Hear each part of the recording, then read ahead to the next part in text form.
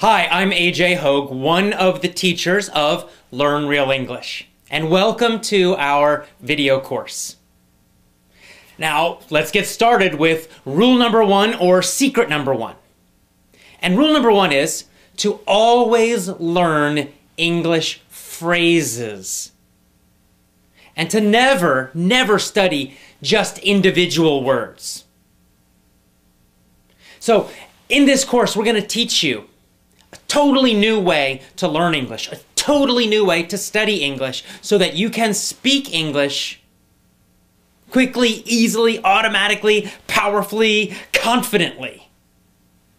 So, what's the old way of learning English? You know it because you learned it in school, you've been using it for years and years and years.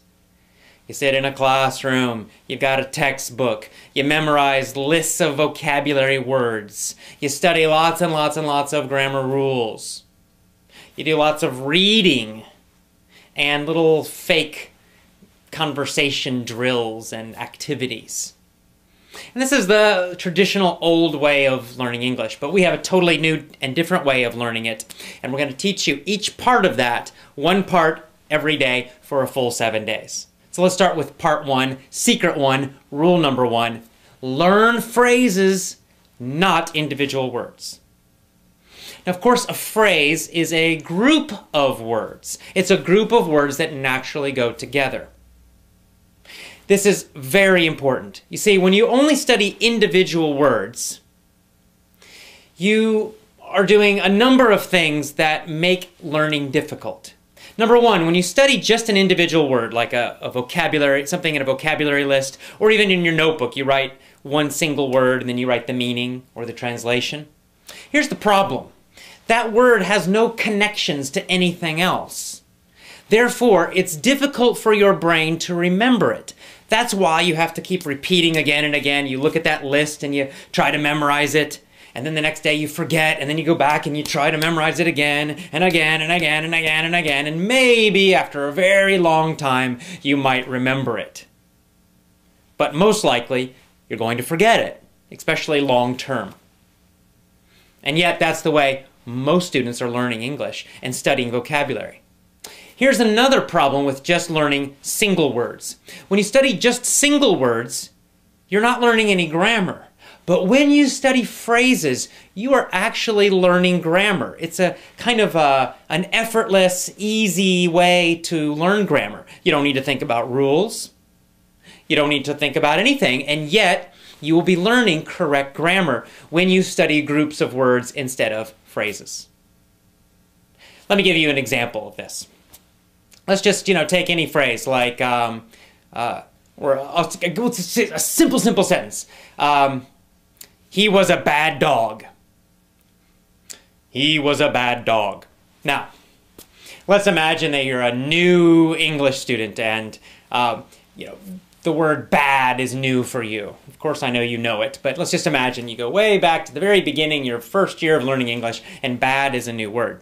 Now, the normal way of studying that, you would write it down, bad, it would be in a little, a list, and then you would study, bad means not good, bad means not good. You'd probably translate it to your own language. And then after lots and lots and lots of time, maybe you would remember it. Well, using our system, you do something very different. You would write down that whole phrase. He was a bad dog. It's actually a full sentence. Or you could just write down, was a bad dog, or he was a bad dog, whatever. And then every single time you study or review, you would always study the full, complete phrase. You would never just study that word bad, you would study the whole thing. Now by doing that, you're getting free grammar. How do you know? Well, because first of all, you're getting that verb, was, right? Was. And that's just going to stick in your brain. He was, he was, he was.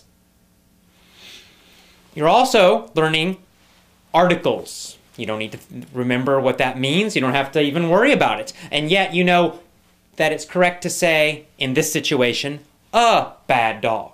He was a bad dog. Some people say a. He was a bad dog. Both pronunciations are correct. So he was a bad dog. He was a bad dog. A lot of students have problems. When do I use a or a? When do I not? When do I use the? and you're trying to memorize all these super complicated rules and situations for it, forget that. It's too complicated. You'll never remember it. Just study phrases, and you'll start to feel when to use it, when it's correct, when it sounds correct, and when it sounds strange, when it's not correct to use those things.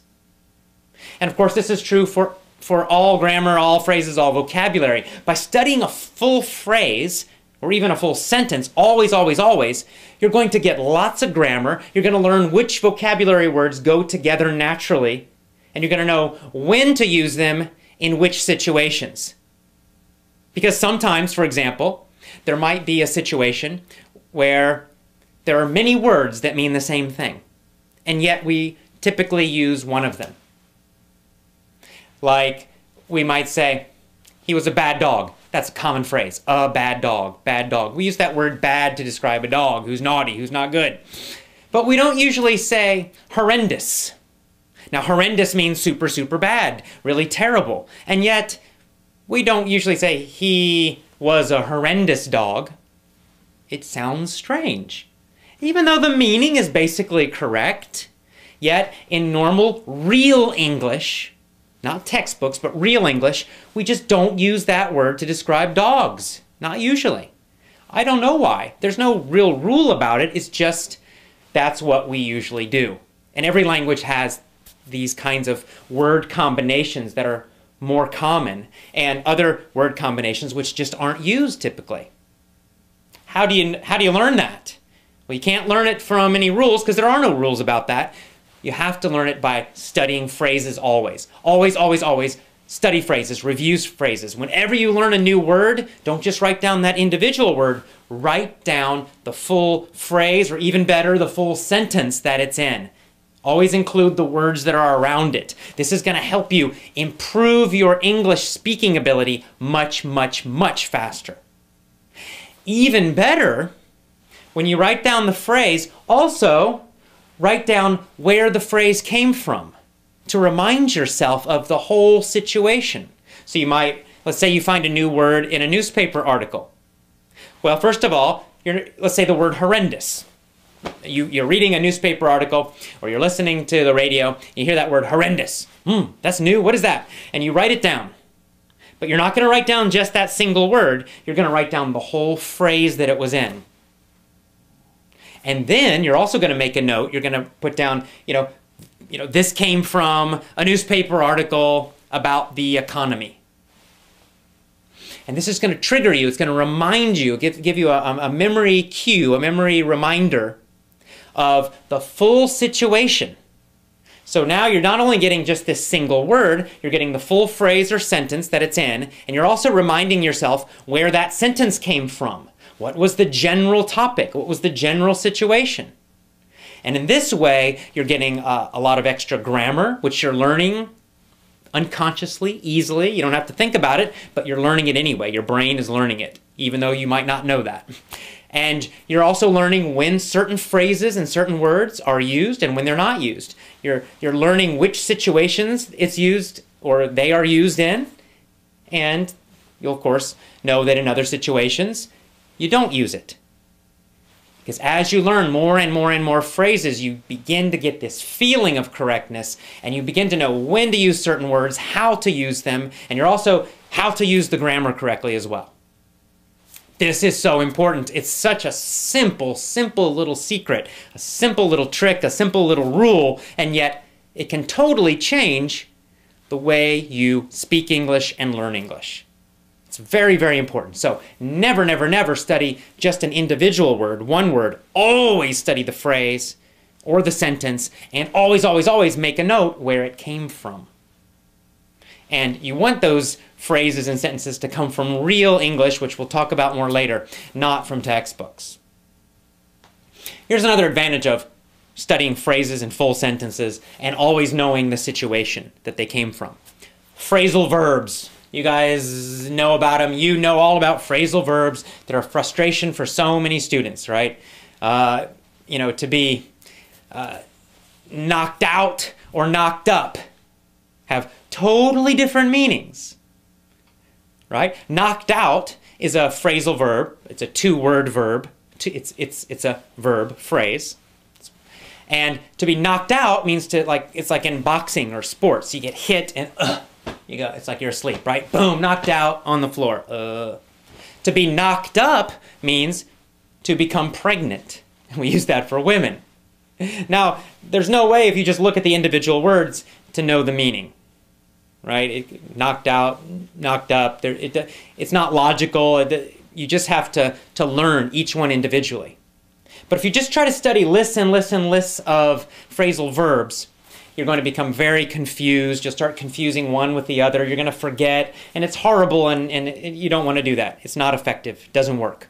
But if you learn those phrasal verbs from real situations, real sentences, real articles, real audios, real speech, and then you always study them in the whole sentence, so then you know the situation, right? If you get the whole sentence, the fighter knocked out the other fighter, and you're always studying that full phrase or sentence, the fighter knocked out the other fighter, you're going to just naturally know, you got that word fighter in there, helps you to remember the situation. And it helps you to remember the meaning of that phrase, knocked out. Or you could say, the woman got knocked up by her boyfriend, right? So now you're like, oh yeah, boyfriend, it gives you a clue, gives you an idea of the meaning of that phrase. And you'll know that you always use that phrase in situations that describe pregnancy. This is much better than studying lists and lists and lists of phrasal verbs. So, what's our first rule? What's our first secret? Always, always, always study phrases, groups of words. Always write down a note about where the phrase came from to remind you of the situation. And no more, never again, study just individual words. And that's all. That is powerful secret number one, rule number one for learning to speak fantastic, amazing English. Start using this rule immediately today. Okay? We'll see you tomorrow for rule 2. Bye-bye.